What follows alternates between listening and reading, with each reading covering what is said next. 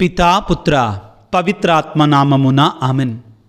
క్రీస్తునాథుని యందు మిక్కిలి ప్రియ సహోదరి సహోదరులారా, సామాన్య కాలపు 19వ ఆదివార వాక్య పరిచర్యకి మిమ్మందరినీ ప్రేమతో ఆహ్వానిస్తున్నాను.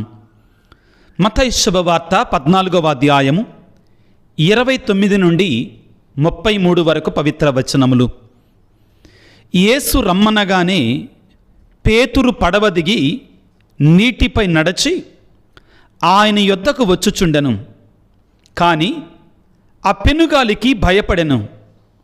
నీటిలో మునిగిపోవచ్చు. ప్రభువా, నన్ను రక్షింపుము అని కేకలు వేయసాగాను. వెంటనే ప్రభువు చేయి చాచి పట్టుకొని, అల్ప విశ్వాసి, నీవేళ సందేహించితివి అనెను. అంతటా వారు పడవనెక్కగా గాలి అణిగిపోయెను. పడవలోనున్న శిష్యులు, నీవు నిజముగా దేవుని కుమారుడవు అని పలికి యేసును ఆరాధించిరి.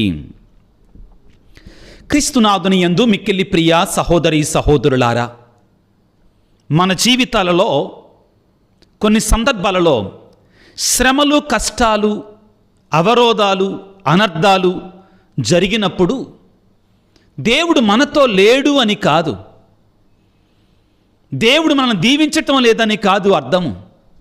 కొన్ని సందర్భాలలో ఈ శ్రమల ద్వారా, ఈ సవాళ్ల ద్వారా దేవుడు మనకి తన మహిమను చూపిస్తాడు, తన అద్భుతాన్ని చేస్తాడు. గుర్తుంచుకుందాం ప్రియులారా, శ్రమలనేటువంటివి మన జీవితాలలో కొన్నిసార్లు అద్భుతం ప్రారంభం కావటానికి పునాది, ఆశ్చర్యమైనటువంటి కార్యాలు జరగడానికి ఈ శ్రమలను దేవుడు పునాదులుగా వాడుకుంటాడు.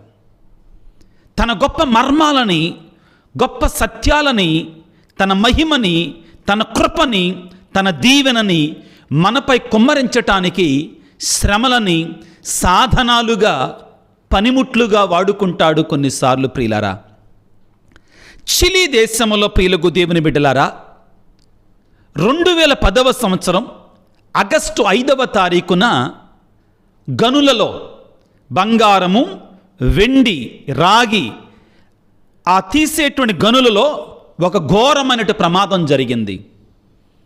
ఏంటి ఆ ప్రమాదం అంటే, 33 మంది గనుల కార్మికులు 2500 అడుగుల లోతులో ఇరుక్కుపోయారు. ద్వారం మూసుకొని పోయింది. ఎక్కడో లోతులో 2500 అడుగుల లోతులో వాళ్ళు ఇరుక్కుపోయారు. 1 రోజు, 2 రోజులు, 3 రోజులు గడిచాయి. నిదానంగా కుటుంబ సభ్యులలో, గనుల యొక్క యజమానులలో, బయట ఉన్నటువంటి వాళ్ళలో ఆ లోపల ఉన్నటువంటి వారు బ్రతికి ఉన్నారా అనే సందేహాలు బయలుదేరాయి. నిదానంగా ఆ 3 రోజులు కాస్త 9 రోజులు, 10 రోజులు అయిపోయింది. ఇంకేముంది, అందరూ చనిపోయి ఉంటారు, తప్పనిసరిగా చనిపోయి ఉంటారు అని నిర్ధారణకు కావటం జరిగింది. చివరికి ప్రియులారా, వారు ప్రయత్నం చెయ్యగా 17 రోజులకి వీళ్ళు ఒక సన్నటి డ్రిల్లింగ్ చేసి లోపలికి ఒక వైరు ద్వారా సమాచారాన్ని పంపిస్తే వాళ్ళు తిరిగి సమాచారం పంపించారు. ఒక పేపర్ మీద రాశారు, మేము 33 కూడా సురక్షితముగా ఉన్నాము, 33 కూడా సురక్షితముగా ఉన్నాము, త్వరగా మమ్మల్ని బయటికి తీసుకురావటానికి ప్రయత్నాలు చెయ్యండి అని చెప్పారు. ఆ తరువాత వారు ప్రియులకు దేవుని బిడ్డలారా, సుమారుగా 69 రోజుల పాటు కష్టపడి వాళ్ళని ఒక్కొక్కళ్ళుగా బయటికి తీసుకురావటం జరిగింది. ఒక క్యాప్సూల్ లాంటిది తయారు చేసి 33 గని కార్మికులు ఎక్కడో లోతులో 2700-500 అడుగుల లోతులో కూరుకుపోయారు. మానవ సహజంగా ఆలోచిస్తే వారు బ్రతకటానికి అవకాశం లేదు. వారందరూ బయటికి వచ్చిన తర్వాత ఇంటర్వ్యూ చేసేటువంటి వారు అడిగారు, ఎలా బ్రతకగలిగారు మీరు అంటే, అక్కడ ఉన్నటువంటి వాళ్ళు చెప్పింది ఏంటంటే, ఆ బయటపడినటువంటి వాళ్ళు చెప్పింది ఏంటంటే, మేము తినడానికి అక్కడ ఎమర్జెన్సీ రూమ్స్ ఉంటాయండి. కానీ అక్కడ ఒక్క రోజుకు సరిపడే ఆహారం మాత్రమే ఉంటుంది. అయితే మేము తినడానికి ఆ 1-2 రోజులకు సరిపడే ఆహారాన్ని చాలా జాగ్రత్తగా ప్లాన్డ్గా తినడం మొదలుపెట్టాం. మా వద్ద అతి తక్కువ నీళ్లు ఉన్నాయి, వాటిని కూడా మేము వృధా చేయకుండా చాలా జాగ్రత్తగా వినియోగించటం ప్రారంభించాం. అప్పుడు చెప్పారు వాళ్ళు, అయితే వీటన్నిటికంటే ముఖ్యంగా మేమందరం కథోలికులం, క్రైస్తవులం. మా వద్ద మా మెడలో ఉన్నటువంటి శిలువ స్వరూపాలను తీసి అందరి ముందు పెట్టి మేమందరం ప్రతిరోజు కూడా మోకరించి విశ్వాసంతో ఆ దేవునికి ప్రార్థన చేయటం ప్రారంభించాం. ప్రతిరోజు కూడా దేవుని మీద నమ్మకంతో విశ్వాసముతో, దేవా నువ్వు మా చేయి విడవవు, మమ్మల్ని కాపాడేటువంటి వాడవు, మమ్మల్ని రక్షించేటువంటి వాడవు నీవే అని ఆ దేవాది దేవునికి ప్రార్థన చేశాం. ఈ రోజున మేము బ్రతికి ఉన్నాము అంటే, జీవిస్తూ ఉన్నాము అంటే దానికి కారణం ఆ దేవుడే. ఆయన మాకు తోడుగా ఉన్నాడు. ఆయన మేము బ్రతికి జీవించి మరలా మీ వద్దకు వచ్చేటట్లుగా చేశాడు అని వారు చెప్పటం జరిగింది. వారి శ్రమలలో, వారి కష్టాలలో, వారి ప్రాణాపాయ స్థితిలో ప్రియులారా, ఈ 33 మంది గని కార్మికులు కూడా, గనుల యొక్క కార్మికులు కూడా దేవుని మీద ఆధారపడ్డారు. వాళ్ళు నేర్చుకున్నారు, దేవునిపై నమ్మకాన్ని ఉంచితే ఆయన మా నమ్మకాన్ని వమ్ము చేయడని విశ్వాసంతో వారు ప్రార్థన చేశారు. ఆ సత్యాన్ని ఎరిగారు, నేర్చుకున్నారు. ఆ విశ్వాసమే వాళ్ళని కాపాడింది ప్రియులారా. ఈనాడు వేదగ్రంథ పఠనాలు ప్రియులారా మనకు ఇదే సత్యాన్ని బోధిస్తున్నాయి. కొన్నిసార్లు మన జీవితాలలో శ్రమలు వస్తాయి, సవాళ్ళు వస్తాయి, కష్టాలు కన్నీళ్లు వస్తాయి. దాని అర్థం దేవుడు మనల్ని విడిచిపెట్టాడని కాదు. కానీ కొన్ని సందర్భాలలో శ్రమల ద్వారా, కష్టాలు కన్నీళ్ల ద్వారా దేవుడు తన యొక్క మహిమని, తన యొక్క ఆశీర్వాదాన్ని, తన యొక్క అద్భుతాన్ని మనకి ఆ శ్రమల ద్వారానే చేస్తాడు. ఈ సత్యాన్ని మనం గుర్తించాలి. ఈనాటి సువిశేషాన్ని ధ్యానం చేయటానికి ప్రయత్నం చేద్దాం ప్రియులకు దేవుని బిడ్డలారా. మత్తయి శుభవార్త 14వ అధ్యాయము 22వ వచనము నుండి, యేసు తాను జనసమూహములను పంపివేయులోగా శిష్యులను పడవనెక్కి తనకంటే ముందుగా ఆవలిదరికి చేరవలనని ఆజ్ఞాపించాను. ఏంటంటే యేసు తను జనసమూహములను పంపివేయులాగా, జనసమూహాలు ఎవరెక్కడ అంటే అంతకుముందు వాక్యాన్ని మనం చూడాలి. ఏం జరిగింది గడచినటువంటి ఆదివారము? ఆకలితో మలమలలాడుతున్నటువంటి యేసు ప్రభు దగ్గరకు వచ్చిన ప్రజలకి 5 రొట్టెలు 2 చేపలతో యేసు ప్రభు అద్భుత రీతిగా ఆహారాన్ని పంచిపెట్టాడు. ఒక మహా గొప్ప అద్భుతం జరిగింది. జరిగిన తర్వాత ప్రభు ఆ ప్రజలతో మాట్లాడుతూ ఇళ్ళకి పంపిస్తున్నాడు. శిష్యులకి ఒక ఆజ్ఞ చేశాడు. ఏమిటి? మీరు ఇంతలోగా మీరు పడవనెక్కి అవతలి ఒడ్డుకు వెళ్ళండి అన్నాడు. శిష్యులు అదేవిధంగా వారు పడవనెక్కి బయలుదేరారు. మత్తయి శుభవార్త 14వ అధ్యాయం 23వ వచనములో, ఆ జనసమూహములను పంపివేసిన పిమ్మట యేసు ప్రార్థన చేసుకొనుటకై వెళ్ళెను. సాయం సమయం వరకు ఆయన ఏకాంతముగా అచ్చటనే ఉండెను.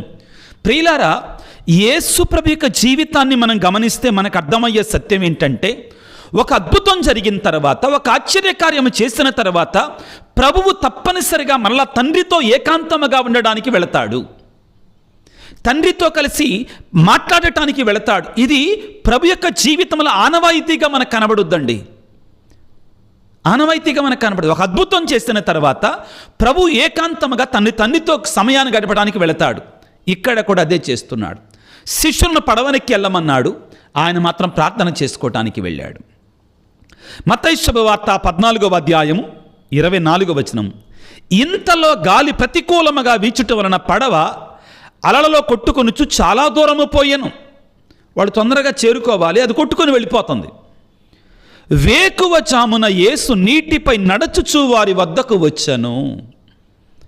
గాలి అనుకూలంగా లేదు, ప్రకృతి అనుకూలంగా లేదు, వాతావరణం అనుకూలంగా లేదు, ప్రతికూలంగా మారింది, విరోధంగా మారింది, శత్రువుగా మారింది ప్రకృతి. ప్రియులారా, చాలా దూరం కొట్టుకొని పోయింది. గమ్యాన్ని చేరే బదులుగా ఎక్కడికో వెళ్ళిపోయింది. అది వేకువజామున యేసు నీటిపై నడుచుచు వారి వద్దకు వచ్చెను. అది చూచిన శిష్యులు భయభ్రాంతులై ఇది పెనుభూతము అని కేకలు వేయసాగిరి. యేసు ప్రభువే నీటి మీద నడిచి వస్తున్నాడు. ప్రియులారా, మనకి ప్రతి మాట కూడా బైబిల్ గ్రంథంలో చాలా ముఖ్యమే. ఆయన ఇప్పుడు నీటి మీద నడిచి వస్తున్నాడు. నీటి మీద నడవకముందు ఆయన ఏం చేశాడు? ప్రార్థన చేశాడు. ఏకాంతముగా ప్రార్థన చేశాడు. ప్రార్థన, విశ్వాసం మనకి శక్తినిస్తుంది, ప్రకృతి మీద అధికారాన్ని ఇస్తుంది. యేసయ్య నీటి మీద నడిచి వస్తుండగా శిష్యులు భయభ్రాంతులయ్యారు. కారణం ఏంటి? వాళ్ళు ఇప్పటికే సమస్యలలో ఉన్నారు, వాళ్ళు ఇప్పటికే సవాళ్లలో ఉన్నారు, కన్నీటిలో ఉన్నారు. పడవ ప్రతికూలమైన గాలి కారణంగా ఎంతో దూరం కొట్టుకొని పోయింది. అది వాళ్ళ వల్ల కాటల్లా పడవని చేర్చాల్సిన దరి చేర్చటానికి. ఈ కష్టాలలో ఉండగా, ఈ శ్రమలలో ఉండగా శాంతికుడైన దేవుడు వాళ్ళ దగ్గరికి వస్తుంటే పెనుభూతం అని భయపడ్డారు. మనం కూడా అంతే. కష్టాల్లో ఉన్నప్పుడు మంచి చేస్తానన్నా అని భయపడతాం, మంచిని చేస్తానన్నా అని భయపడతాం. ఏమో, ఆడు మోసం చేశాడు, వీడు మోసం చేశాడు, నమ్మి ఆదరిస్తాడు అనుకుంటే జీవితాన్ని నాశనం చేశాడు. ఎవరిని నమ్మాలన్న భయం వేస్తుందండి మనకి. శిష్యులు కూడా కష్టాలలో ఉన్నారు. ప్రియులకు దేవుని బిడ్డలారా, యేసు ప్రభు నడిచి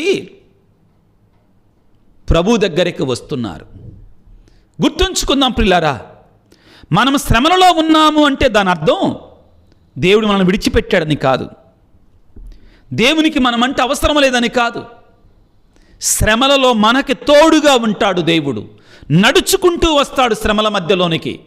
యేసయ్య నడిచి, నీటి మీద నడిచి శిష్యుల దగ్గరికి వస్తున్నాడంటే మన శ్రమలలో, మన కష్టాలలో, మన బాధలలో ఆయన మన వద్ద ఉంటాడు, మన దగ్గరికి వస్తాడు. వాళ్ళ చావు వాళ్ళు చేస్తారులే, నాకెందుకులే అనుకునేటువంటి వాడు కాడు. మనుష్యవతారం, ఇన్కార్నేషన్. ఎందుకు యేసుప్రభు మనిషిగా పుట్టాడండి?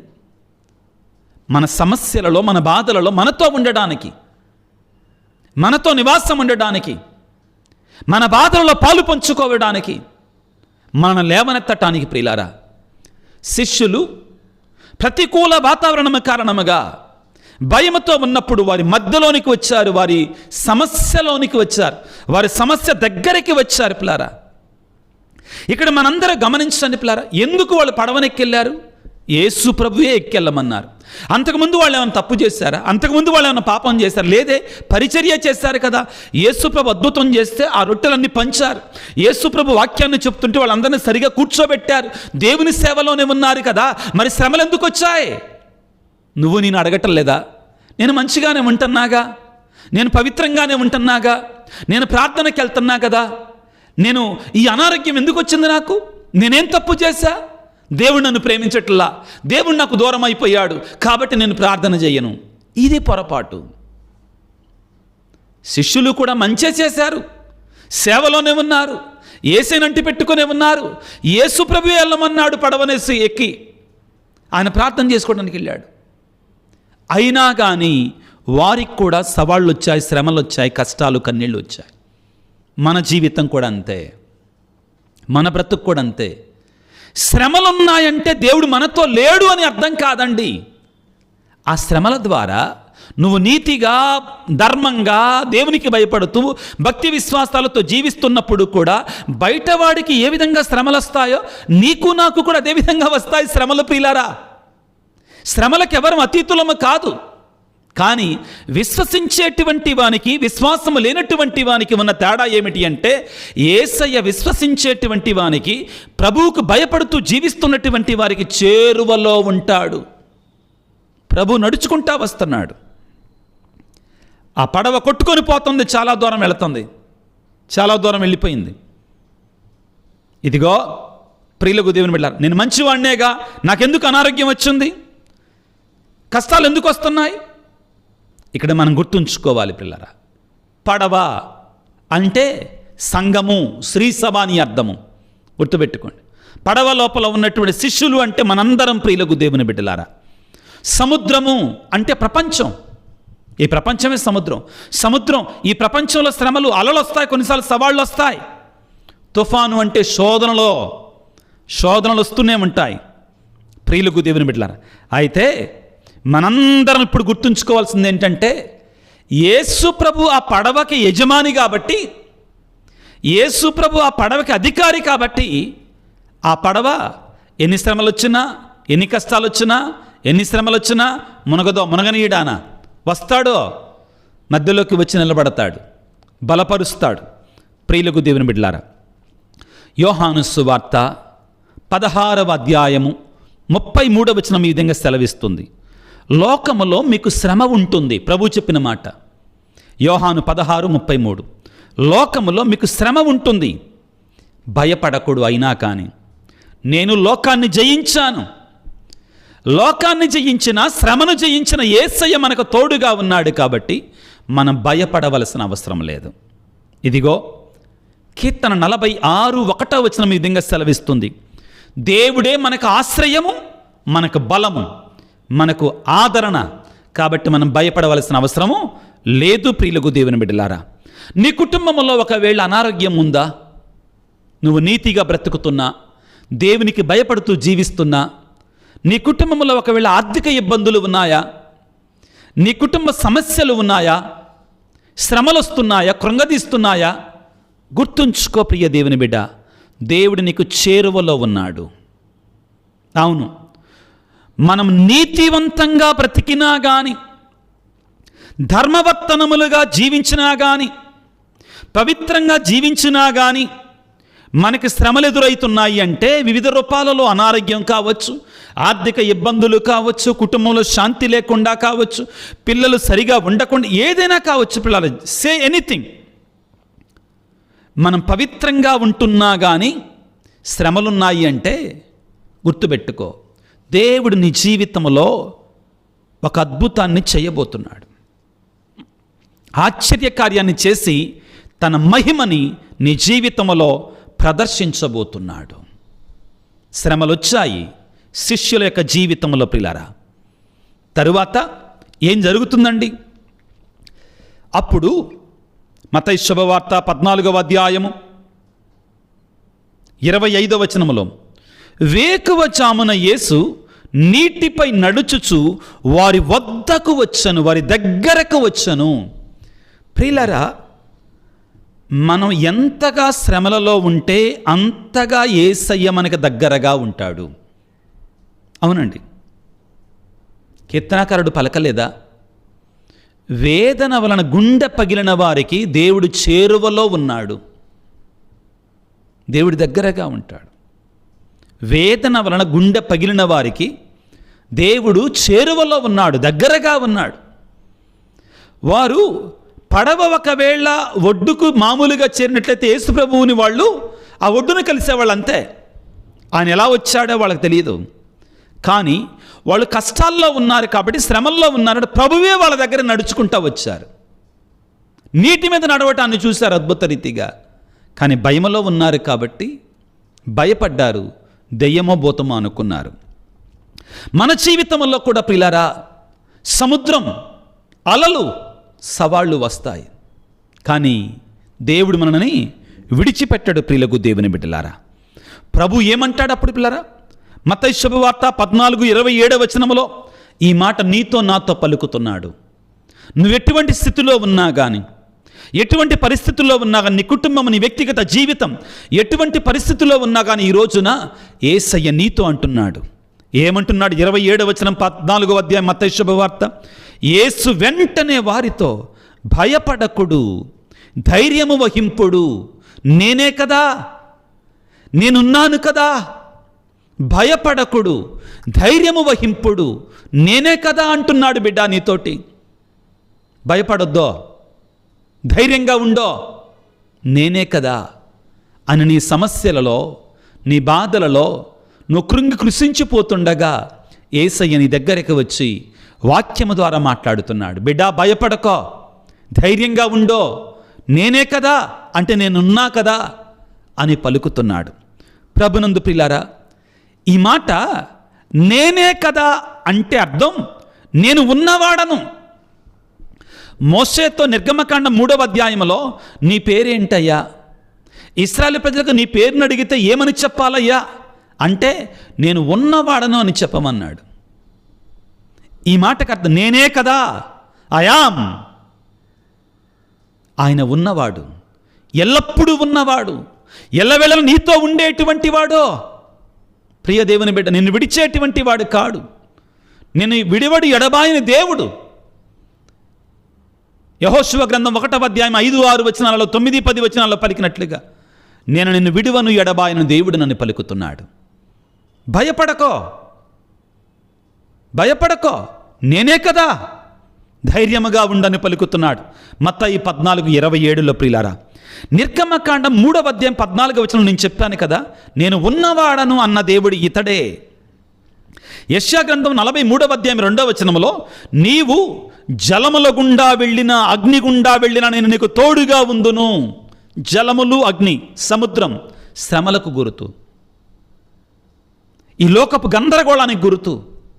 దేవుడు అంటున్నాడు, నేనుంటాను, నేను నీకు తోడుగా ఉంటాను అని పలుకుతున్నాడు. ప్రియులారా, ఇప్పుడు మనం ప్రియులారా ఈనాటి వాక్యానికి కేంద్రానికి వస్తున్నామండి. చాలా ముఖ్యమైనటువంటి భాగానికి వస్తున్నాం. బాగానే ఉంది, నేనే కదా అన్నారు. వాళ్ళల్లో ఒక్క వ్యక్తి పేతురు గారు, ప్రభువా నీవే అయితే నన్ను కూడా నడిచి రమ్మని చెప్పన్నాడు. వాక్యాన్ని చదువుకుంటే మత్తయి శుభవార్త 14వ అధ్యాయం 27వ వచనం, వెంటనే యేసు వారితో భయపడకుడు, ధైర్యము వహింపుడు, నేనే కదా అని పలికెను. 28 పేతురు అంతటా ప్రభువా నిజముగా నీవే అయినా నీటి మీద నడిచి నీ యొద్దకు వచ్చుటకు నాకు ఆజ్ఞ ఇమ్ము అన్నాడు. ఇది ఎంత ధైర్యం కావాలండి. పేతురులో ఒకలాంటి నమ్మకం ఉంది, తీసేయమాకండి దయచేసి. ఏ మిగిలిన వాళ్ళు ఎందుకు చెప్పలేకపోయారు? అది ఏమో, యేసయ్య కాకపోతే ఏంటి పరిస్థితి? కానీ పేతురుకి ఎక్కడో నమ్మకం ఉంది, యేసయ్య దగ్గరికి వెళ్ళాలని ఆశ ఉంది, ఎక్కడో విశ్వాసం ఉంది, బలమైన విశ్వాసం ఉంది, లేదనమాకండి. కాబట్టి నేను నడిచొస్తానయ్యా అన్నాడు. అవును ప్రియులారా, పేతురు ఇతరుల్లాగానే సురక్షితంగా ఉండొచ్చు, పడవలో అందరిలాగానే కూర్చోవచ్చు. కానీ అతని మీద అతనికి ప్రేమ ఉంది, యేసయ్య దగ్గరికి వెళ్ళాలని ఆశ ఉంది. ప్రియులకు దేవుని బిడ్డలారా, ఆ కోరిక ఉంది. ఇప్పుడు వరకు కూడా పేతురు తన యొక్క దృష్టిని యేసయ్య మీద ఉంచాడు. యేసుప్రభు నన్ను నడిచి రమ్మన్నాడు, నడవమన్నాడు, నడుస్తున్నాడు. పేతురు దృష్టి యేసయ్య మీద ఉన్నంత వరకు కూడా బాగానే నడిచాడు. ఆ విశ్వాసం ఉంది, ఆ కష్టం, ఆ యొక్క నమ్మకం ఉంది. ప్రియులకు దేవుని బిడ్డలారా, యేసు ప్రభు మీద నడిచినంతసేపు కూడా పేతురు నడవగలిగాలంటే నీటి మీద, మన జీవితంలో ప్రార్థన ఉన్నప్పుడు, మన జీవితంలో విశ్వాసం ఉన్నప్పుడు, వాక్యం చదవటం ఉన్నప్పుడు, దేవాలయానికి వెళ్ళి దివ్యబలి పూజలో పాల్గొనటం ఉన్నప్పుడు, సముద్రం అనేటి సమస్యలకు గుర్తు, వాటి మీద నడిచి వెళతాం మనం. అర్థమవుతుందా? మరొకసారి చెప్తాను వినండి. పేతురు గారు నేను నడిచొస్తానయ్యా నీళ్ళ మీద అన్నాడు. నీవైతే నాకు ఆజ్ఞం అన్నాడు. యేసుప్రభు నడిచిరమ్మన్నారు. ప్రభువు కళ్ళు చూస్తున్నాడు, దృష్టినంతా యేసయ్య మీదే ఉంచి నడుస్తున్నాడు. ఇదేం నేర్పిస్తుంది మనకి అంటే, పేతురు ప్రభువు మీద దృష్టిని ఉంచినంత వరకు కూడా నీళ్ళలో మునగలేదు, ఆ సముద్రం అనే సమస్యలలో మునిగిపోలేదు. నీవు నేను కూడా విశ్వాసములో ఉన్నంత వరకే, భక్తిలో జీవించినంత వరకే సమస్యలలో మునిగిపోం మనం. కారణం, మనము చూసేది యేసయ్యని. ఏ విధంగా చూస్తాం మనం? ప్రార్థనలో చూస్తాం. ఏ విధంగా చూస్తాం మనం? దివ్యబలి పూజలో చూస్తాం. ఏ విధంగా చూస్తాం? వాక్యాన్ని చదవడంలో చూస్తాం యేసయ్యని. ఏ విధంగా చూస్తాం? జపమాలను జపించటంలో చూస్తాం. ఏ విధంగా చూస్తాం? కుటుంబ ప్రార్థనలో మనం యేసయ్య కలి దృష్టిని మరల్చి ఉంచుతాం. ప్రార్థన చేసేవాడు అంత తొందరగా సమస్యలలో కూరుకొని పోడు. పేతురు గారు కూడా మొదట్లో నడిచాడు. ప్రియులకు దేవుని బిడ్డలారా, హెబ్రీ పత్రిక 13వ అధ్యాయం 2వ వచనం, పేతురు గారు యేసయ్య కళ్ళు చూచి నడుస్తున్నాడండి. ఏమంటుంది? విశ్వాసమునకు మూలకర్త అయినటువంటి యేసు వైపు చూద్దాం మనం. You should look at Jesus who is the source of all our faith. యేసయ్య వంక చూడాలి మనం, నేర్చుకోవాలి యేసయ్య కళ్ళు చూడటం. అవును, అదేవిధంగా మార్కు సువార్త 9వ అధ్యాయం 24వ వచనం, ప్రభు నా అవిశ్వాసాన్ని బలపరచయ్యా అని వేడుకుంటాడు. మనందరము కూడా మన దృష్టిని యేసయ్య వైపు నిలపాలి. నిలపగలిగితే సముద్రము లాంటి సమస్యలను కూడా మనం ఈజీగా నడిచి వెళుతాం. గొప్ప సత్యం కదా ఇది ప్రియులారా. ఎస్, నీ జీవితంలోని సమస్యలేంటి? వాటి కళ్ళు చూడమాకు. ముఖ్యంగా లోకం కళ్ళు చూడమాకో. లోకం నిన్ను లాగివేస్తుంది. పేతురు గారు యేసయ్య కళ్ళు చూస్తూ నడిచాడు. నీవెవరి కళ్ళు చూసి నడుస్తున్నావు? మీడియా కళ్ళు చూస్తున్నావా? ఫోన్ కళ్ళు చూస్తున్నావా? లోకం కళ్ళు చూస్తున్నావా? తలుకులు బెలుకులు కళ్ళు చూస్తున్నావా? జాగ్రత్త, లోకం కళ్ళు చూడమాకు, మునిగిపోతావు. జాగ్రత్త ప్రియులారా. నీవు ఎవరి కళ్ళు చూస్తున్నావు ఆత్మపరిశీలన చేసుకోవాలి. ప్రియులారా, పేతురు గారు కూడా మానవమాత్రుడే. పేతురు గారు కూడా బలహీనుడే. ఏం జరిగిందండి? మత్తయి శుభవార్త 14వ అధ్యాయము 29వ వచనం నుండి, ఆయన రమ్మనగానే పేతురు ఆ పడవను దిగి నీటిపై నడచి యేసు వద్దకు వచ్చుచుండెను. అప్పటి వరకు బాగానే ఉంది, యేసయ్య కళ్ళు చూస్తున్నాడు. కానీ ఆ పెనుగాలికి భయపడెను, నీటిలో మునిగిపోవచ్చు, ప్రభువు నన్ను రక్షించుమని కేకలు వేయసాగాను.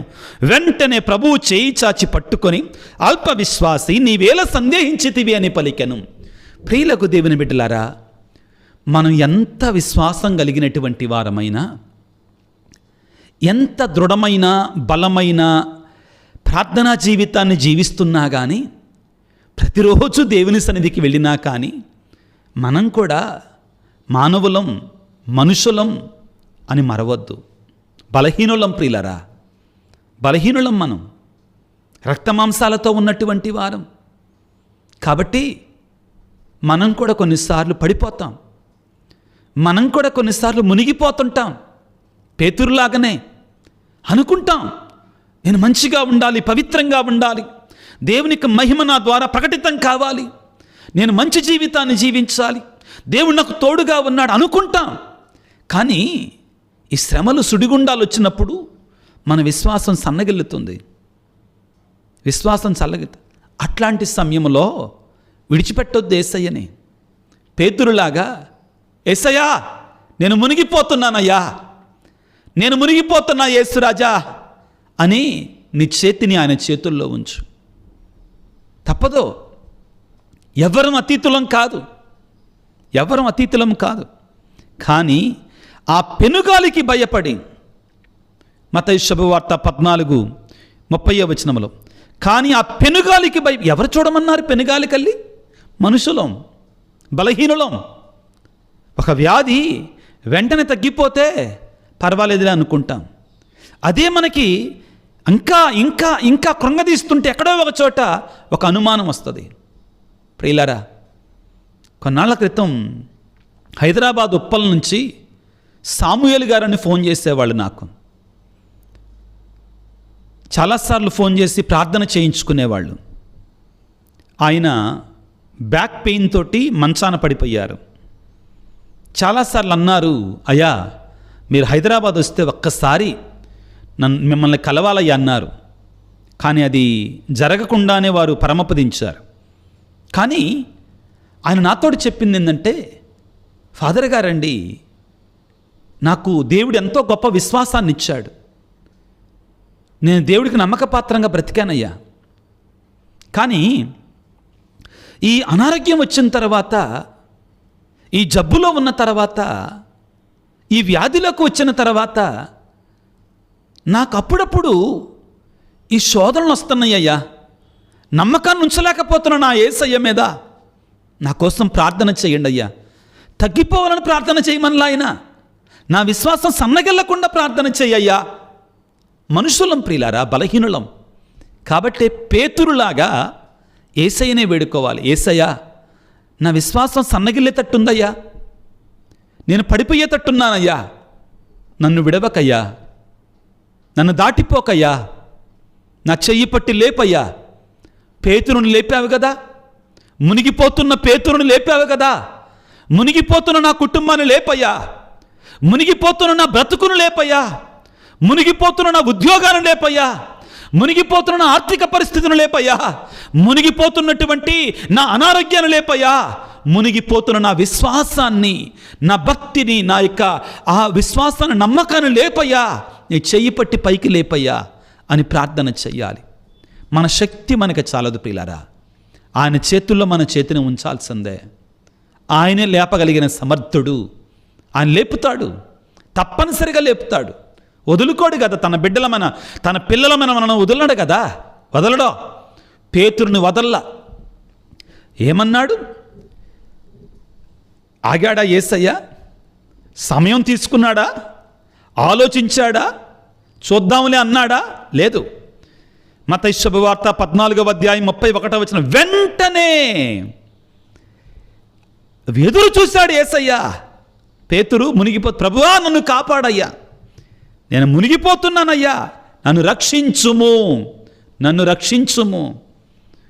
ఆ మాట అనగానే వెంటనే ప్రభువు చేయి పట్టుకొని, అల్ప విశ్వాసి నీవేళ సందేహించితివి అనను. అంతట వారు పడవనెక్కగా గాలి అణగిపోయెను. పడవలో ఉన్న శిష్యులు నీవు నిజముగా దేవుని కుమారుడు అని పలికిరి. ప్రియులారా, 5,000 మందికి ఆహారాన్ని పంచినప్పుడు నువ్వు నిజంగా దేవుని కుమారుడు అనలేదంటే శిష్యులు? రక్తస్రావ రోగికి దీనికంటే ముందు వస్తాయండి ఇవి. రక్తస్రావ రోగిని స్వస్థపరిచినప్పుడు నువ్వు నిజముగా దేవుని కుమారుడు అని అనలేదంటే శిష్యులు? యాయిరు కుమార్తెను జీవంతో లేపినప్పుడు నువ్వు నిజంగా దేవుని కుమారుడు అని అనలేదంటే శిష్యులు?